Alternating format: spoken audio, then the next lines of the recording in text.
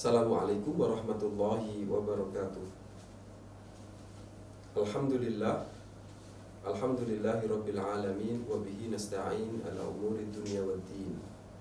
Wassalatu wassalamu ala Rasulil Karim wa ala alihi wa ashabihi wa man tabi'ahu bi ihsanin ila yaumiddin wa ba'du. Hadirin sidang jamaah, ibu bapak yang dirahmati Allah Subhanahu wa taala, khususnya jamaah Masjid Islamic Center Universitas Ahmad Dahlan yang berbahagia dan dirahmati Allah. Yang pertama tentu kita bersyukur kepada Allah bahwa Allah Subhanahu wa taala hingga saat ini masih terus memberikan berbagai kenikmatan kepada kita, terutama nikmat iman, nikmat umur panjang. Lalu kita aturkan salam dan sholawat kepada junjungan kita Nabi Muhammad Sallallahu Alaihi Wasallam, contoh panutan teladan seluruh manusia di muka bumi ini. Siapa yang mengikuti Nabi Muhammad, maka dia disebut sebagai umat Muhammad. Dan manusia jika sudah disebut sebagai umat Nabi Muhammad, maka berhak masuk surga bersama Nabi Muhammad Sallallahu Alaihi Wasallam. Hadirin sidang jamaah, Bapak Ibu sekalian yang dirahmati Allah, Rasulullah Sallallahu Alaihi Wasallam bersabda, memberikan petunjuk kepada kita, al-mu'minu qawi khairun wa ahabbu ilallahi minal mu'minid dha'ifi. Bahwa orang yang beriman, yang kuat, lebih baik dan lebih dicintai oleh Allah Subhanahu wa ta'ala. Lewat hadis ini jamaah yang dirahmati Allah, kita dituntunkan untuk menjadi seorang beriman, orang mukmin yang kuat. Lalu pertanyaannya, apa saja yang harus kita kuatkan?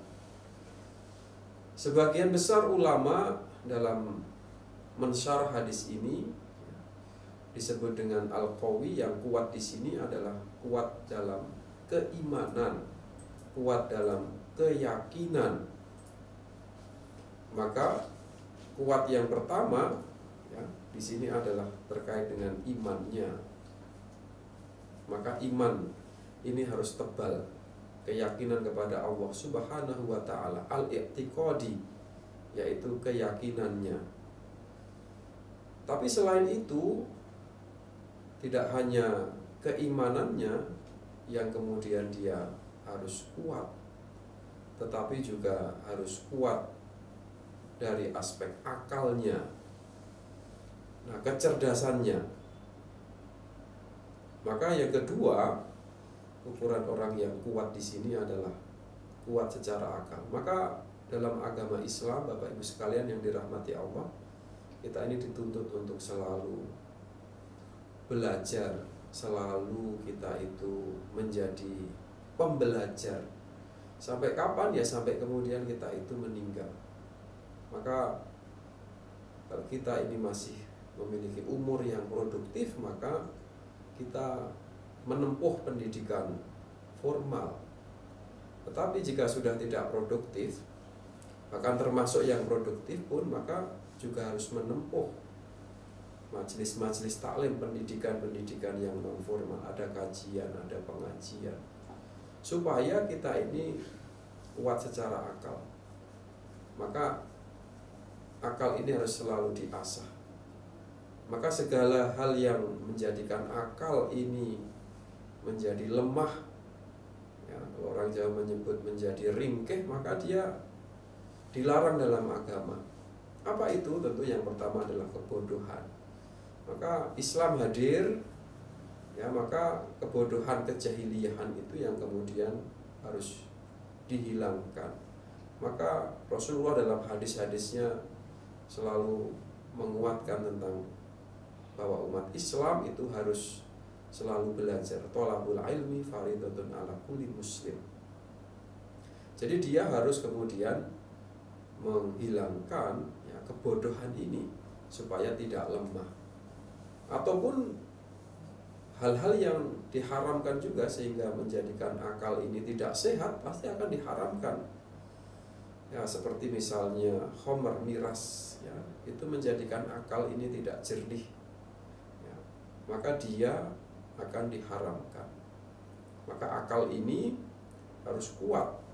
Maka pendidikan, baik itu pendidikan agama tadi terkait dengan kuat yang pertama yaitu i'tiqad, kuat imannya, ya, pendidikan agama itu menjadi sangat mutlak. Nah, dalam Islam juga tidak membedakan mana ini ilmu agama, ilmu umum, tapi semua ilmu itu kedudukannya dia harus ditempuh, ya, baik itu ilmu agama sebagai dasar lalu dikembangkan dengan ilmu-ilmu yang sering menyebut dengan ilmu-ilmu alam, ilmu-ilmu sosial. Jadi umat Islam, Bapak Ibu sekalian, selain imannya tebal, imannya kuat, maka yang kedua adalah akalnya. Yang ketiga adalah ekonominya ini harus kuat, kokoh. Maka dalam Islam ada kewajiban untuk selalu bekerja.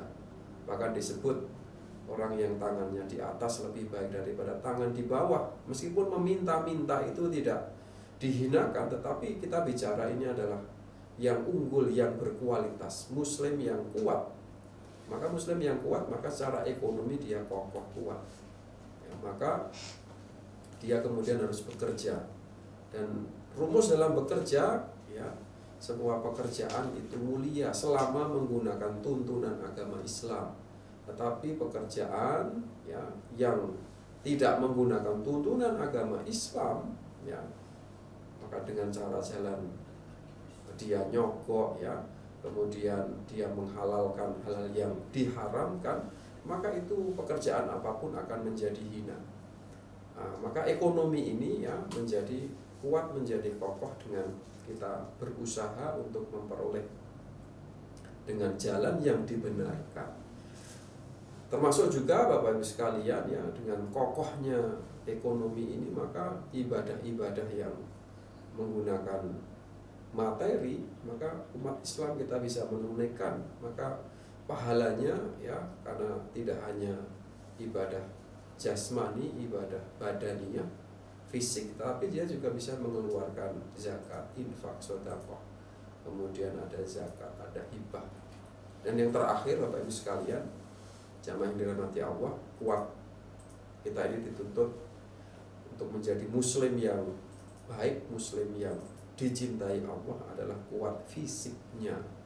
Maka perilaku hidup sehat, menjaga kesehatan dengan banyak hal, cara makan kita, pola konsumsi kita, dengan termasuk olahraga, maka itu menjadi sesuatu yang sangat dituntunkan sehingga kita menjadi muslim yang mukmin yang kuat, imannya, akalnya, ekonominya, dan serta badannya. Demikian yang dapat saya sampaikan, semoga bermanfaat. Assalamualaikum warahmatullahi wabarakatuh.